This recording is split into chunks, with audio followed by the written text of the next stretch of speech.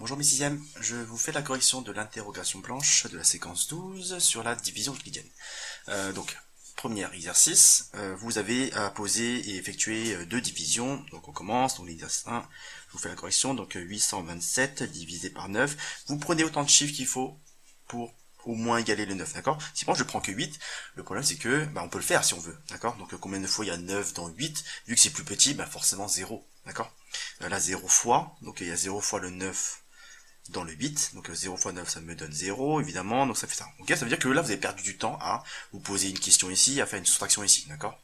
Du coup comme c'était petit, c'était plus petit, c'était prévisible, on aurait pu directement commencer par 82, ok? Donc c'est pour ça que là, on peut directement commencer par 82, donc là vous prenez autant de chiffres qu'il faut pour au moins égaler celui-là, d'accord? Si c'est un égal, c'est bon. Si là j'avais un 9 à la place du 8, j'aurais eu une fois 9 dans 9, et donc j'aurais bien j'aurais mis un 1 ici, d'accord? Bon.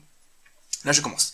Donc là, j'ai un 82, donc combien de fois il y a 9 dans 82? Vous cherchez dans votre table de multiplication le résultat le plus proche de 82 sans le dépasser. On peut égaler, mais pas le dépasser. Donc là, c'est 9 fois 9 qui donne 81. 9 fois 9, 81, et donc j'obtiens 1. Ok. Là, dès que je baisse un chiffre, je dois recommencer, d'accord? Donc là, il y avait le 82, là, il y a le 17 maintenant, il y avait le 8, bon, ça devient 0. Et à chaque fois que j'ai un nouveau nombre, entre guillemets, à considérer, au début c'était 8, après 82, après c'est 17, à chaque fois qu'il y a un nombre à considérer, il y a un chiffre qui va apparaître dans le quotient. Donc là, combien de fois il y a 9 dans 17? Une seule fois, parce que deux fois ça fait 18, ça dépasse. Ok, donc une fois 9 ça fait 9, et donc j'obtiens un 8. Et donc là, faites attention, là le résultat c'est bien 0,91, ce n'est pas 0,91, c'est bien 91 ou 0,91, ok? Autrement dit, ça c'est pareil que 91. Bien, ok.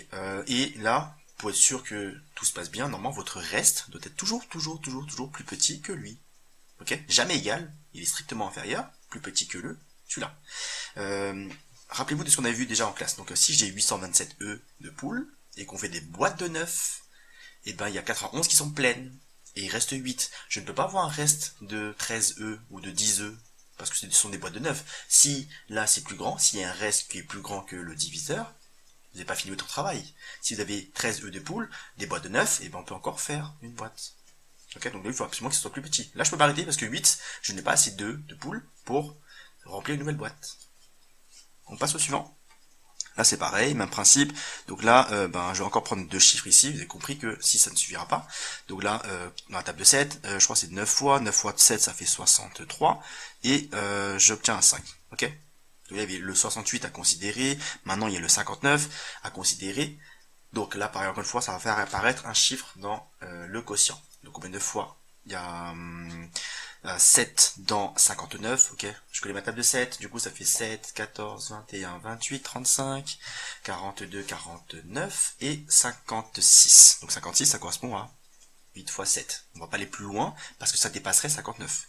Hop, 56, et donc ça fait 3. Je descends le 5, et là, on tombe sur un tout pile. 7 fois 5 me donne pile 35. Ok, ça peut arriver. Et là, vous avez un reste qui est nul. Un reste qui vaut 0. Ok, ça c'est l'exercice 1. Vous avez 2 points pour lui, 2 points pour lui. Faites attention à tous les détails, d'accord? Lui compte, et même les opérations intermédiaires comptent. Exercice 2, ça ressemble beaucoup, enfin, ça reprend les réponses à de la question de l'exercice 1, parce qu'on vous demande d'écrire la division euclidienne en ligne. Ça, si j'ai 827 œufs de poule, si la taille de la boîte est 9, je peux en faire 91. Ok, on peut le lire comme ça. 91 boîtes de 9 œufs de poule. 91 boîtes pleines de 9, ok? Donc là, je les ai bien remplis, les boîtes de 9. J'en ai rempli 91, et il me reste 8 œufs, avec lesquels je n'ai pas pu faire une nouvelle boîte. Ok, donc si vous faites 9 fois 91 plus 8, je retombe bien sur cette quantité totale. Là, ça sera pareil, 6895, c'est 7, c'est le diviseur, 985, c'est le reste, enfin, le quotient, et vous pouvez mettre un plus 0 ou pas, ça ne change pas grand chose si vous ne l'avez pas mis. Plus 0, ça ne changera rien à cette somme, donc si j'ajoute un 0 ou pas. Bien, on passe à l'exercice 3, où ça se complique un tout petit peu. Donc là, l'exercice 1, vous avez une division qui est cachée dedans. D'accord? Parfois, il peut y avoir plusieurs opérations encore. C'est sûr qu'il y a une division, parce que là, on parle de division euclidienne. Donc là, il y a une division et possiblement d'autres opérations. Alors on lit, dans un panier, il y a 12 831 œufs de poule et je dois les utiliser pour remplir un maximum, ok? Faites attention, on va pas faire juste 2 boîtes pour on s'arrête, ok? Là on fait un maximum, c'est bien indiqué là, des boîtes de 6. Là c'est imposé, la taille de la boîte est imposée. Ça c'est votre diviseur, ça c'est votre dividende. Dividende, diviseur. Combien pourrais-je remplir de boîtes? J'ai oublié un S à boîte.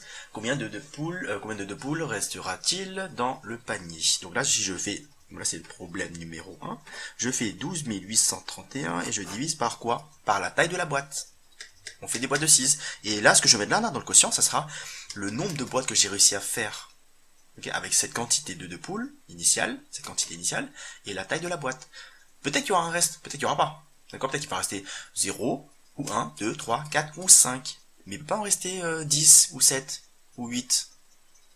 Il faut absolument que le reste, j'ai fini mon travail si le reste est plus petit que 6.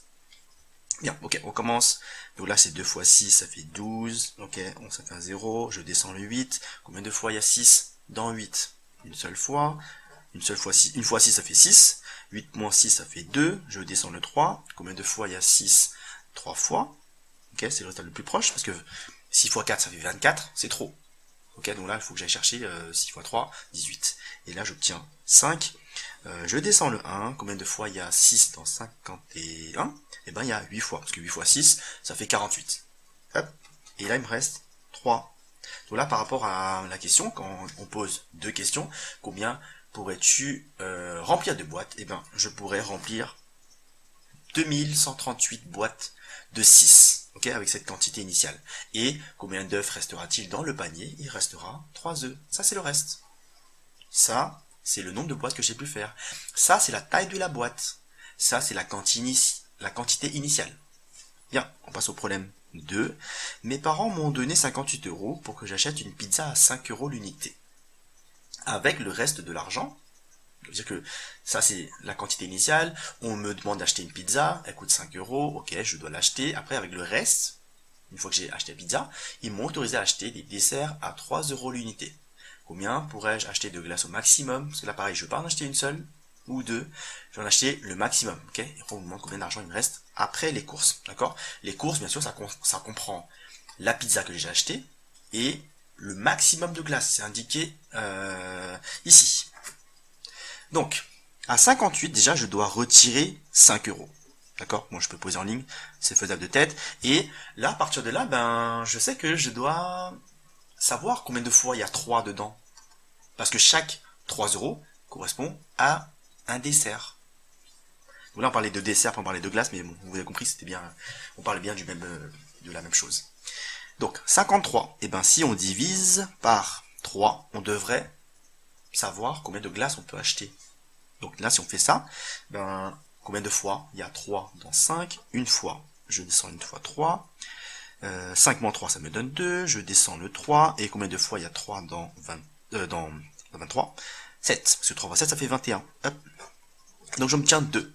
Et ben là, qu'est-ce qu'on peut dire? Et ben c'est que j'ai pu acheter 17 desserts ou 17 glaces à 3 € l'unité. Et dans ma poche, il me restera 2 €. Là, vous pouvez vérifier que si je fais 53, et ben ça correspond à 3 fois 17. Donc c'est-à-dire que j'ai acheté 17 de glace à 3 € l'unité. Chaque glace coûte 3 €. J'en ai acheté 17 et il me reste 2 €.